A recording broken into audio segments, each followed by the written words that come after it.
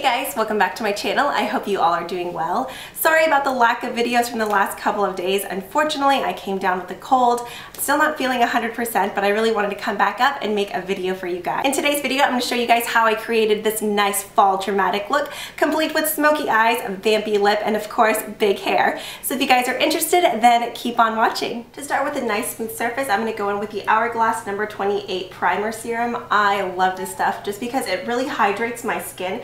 I feel like it kind of helps give a dewy finish, but at the same time, it really minimizes the look of pores.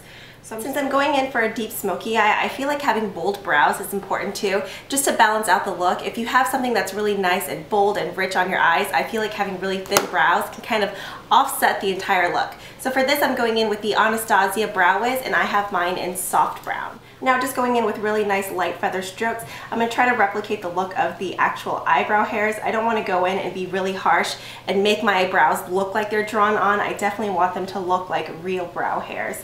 So like I said, just going in with really light, small strokes.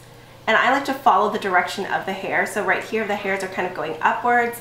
And then once I get to the tail of my brows, they're going downwards. So I just like to follow that direction as well. To be sure our brows stay in place, I'm going to go in with the Anastasia Clear Brow Gel. Once again, same thing, combing them upwards. And then on the tail, I like to comb them upwards and then down, just to make sure that they maintain that shape. That way I'm not having hairs going this way and pencil drawings going the opposite. Now moving on to my eyes, for a base, I'm going to be using the Maybelline Color Tattoo in Bad to the Bronze. And I'm just going to apply this color right onto my lid and not go too far up, just because this is where I'm going to want the darkest color to be. Using my Sigma E40, I'm going to go into the BH Cosmetics 120 color palette. This is the 5th edition, and just using a matte brown, I'm going to apply this all over my crease. And as of right now, I'm not applying any of this color onto my lid. I'm just doing it onto my crease and working my way upwards. Now with the Sigma E50, I chose a matte cream and a matte white in the palette, and I'm just popping this all over my brow bone and then fusing the two shades together. Now taking the Sigma E60, I'm using a matte black in the palette and packing this all on top of that Maybelline Color Tattoo we applied earlier.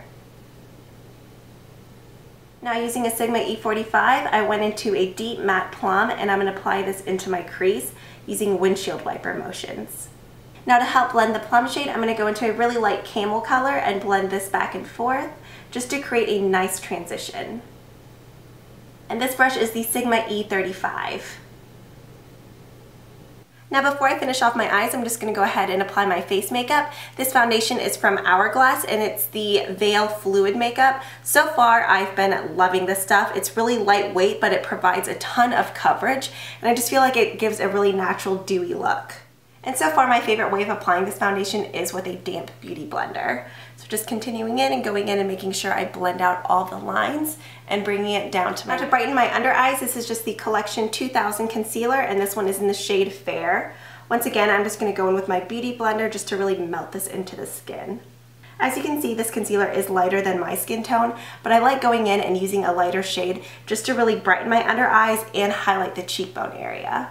So as you can see, once this is all blended in, there's a pretty big difference. Not only did it brighten this side of my face, I also feel like it kind of added a lifting effect. Now taking the Sigma E30 in the same matte plum shade I used in my crease, I'm going to drag this from outer corner all the way to inner corner on my lower lash line.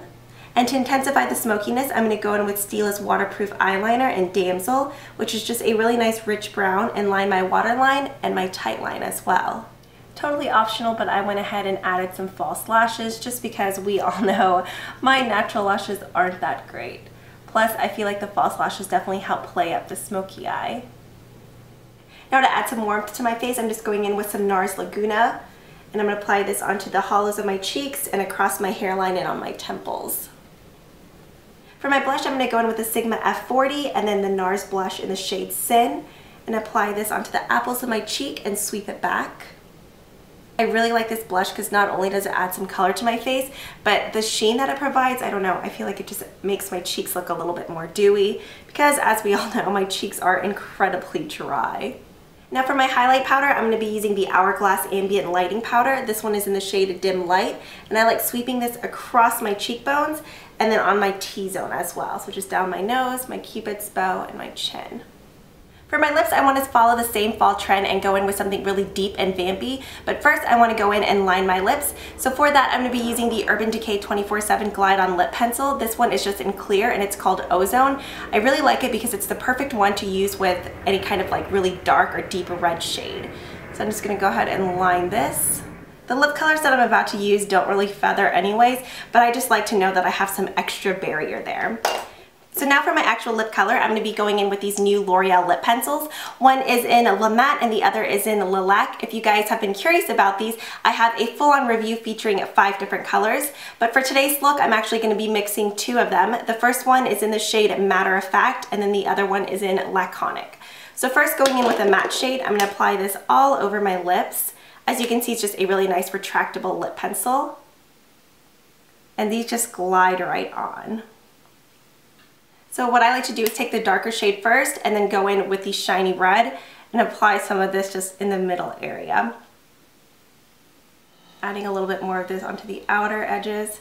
I don't know what it is about this color combination, but I honestly feel like it's the perfect go-to fall lip color. Now for my hair, this is super easy. All I did was divide it into 2 sections, and the wand that I'm using today is the Numi Pearl Wand, or I guess a lot of you guys will call it a bubble wand. So I'm just gonna wrap my hair around the wand in between each of the little bubbles, but then at the end, I'm gonna leave anywhere from 1 inch to 1.5 inches out. None of this is going to be completely uniform. I don't know, I really just like to achieve a really nice beachy, messy look. So same with the strands, some will be thicker, some will be thinner, and then some end pieces will be longer, some I may curl all the way down.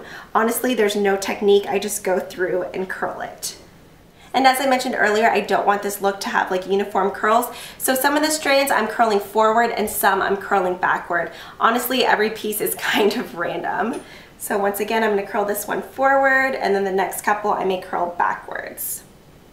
So now as you can see, I have my hair all curled. You could definitely leave it as is, but if you know me, you know I like my hair big and fluffy, so we're going to go through and fluff this up some. So first I'm just going to go in with my fingers and gently finger comb through these curls just to loosen them up a bit. I'm honestly not even sure how I'm going to part this yet. I guess whichever way it falls will be fine.